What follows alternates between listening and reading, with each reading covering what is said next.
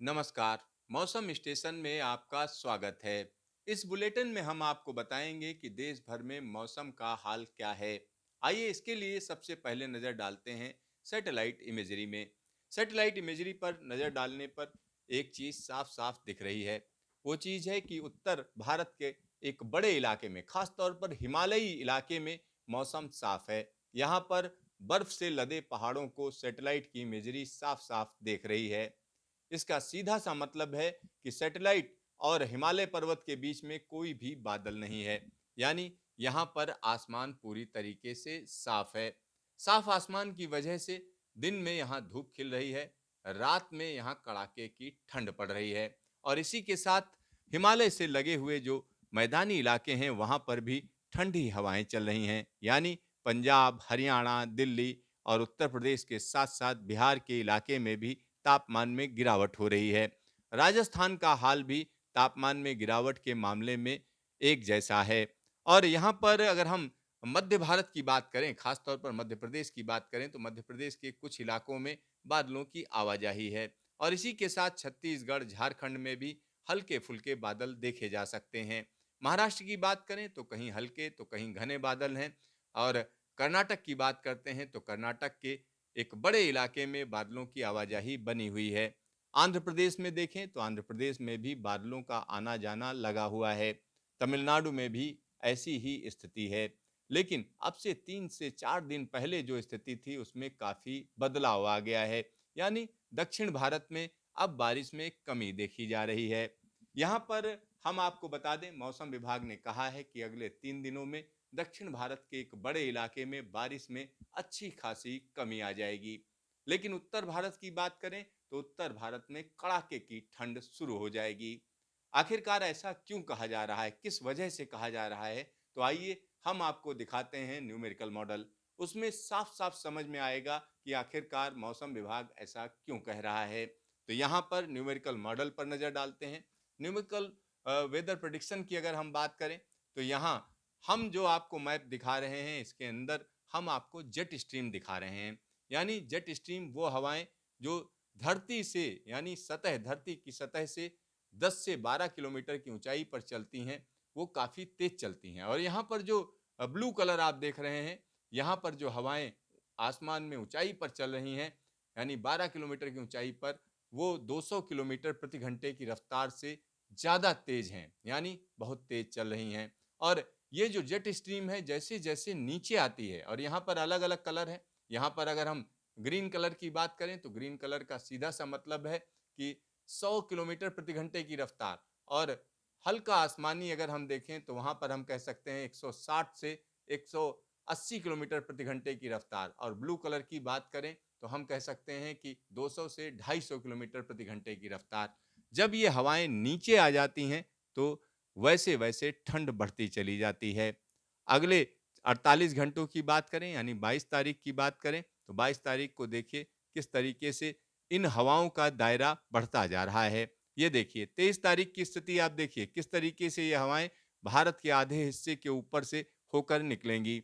और 24 तारीख की स्थिति देखिए क्या हो रहा है, पूरे हिमालय क्षेत्र के ऊपर से जबरदस्त तरीके से ये हवाएं चल रही हैं। और ये हवाएं ऐसा नहीं है कि आजकल चल रही हैं, ये हमेशा चलती हैं। और इनका जो हम कह सकते हैं कि अक्षांश बदलने की वजह से जो ठंड का प्रकोप है वो हम कह सकते हैं भारत के दूसरे इलाकों में भी होता है। 26 तारीख की बात करें तो देखिए किस तरीके की स्थिति बन रही है।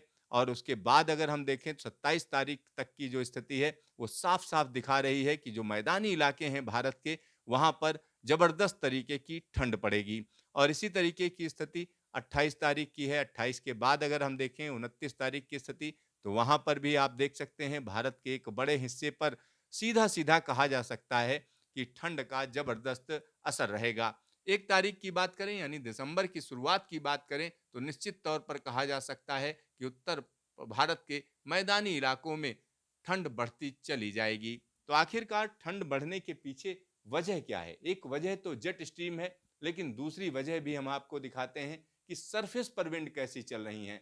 किस वजह से ये कहा जा रहा है कि उत्तर भारत में ठंड जबरदस्त तरीके से बढ़ेगी। आइए हम आपको सरफेस विंड दिखाते हैं किस तरीके की स्थिति बनने जा रही है।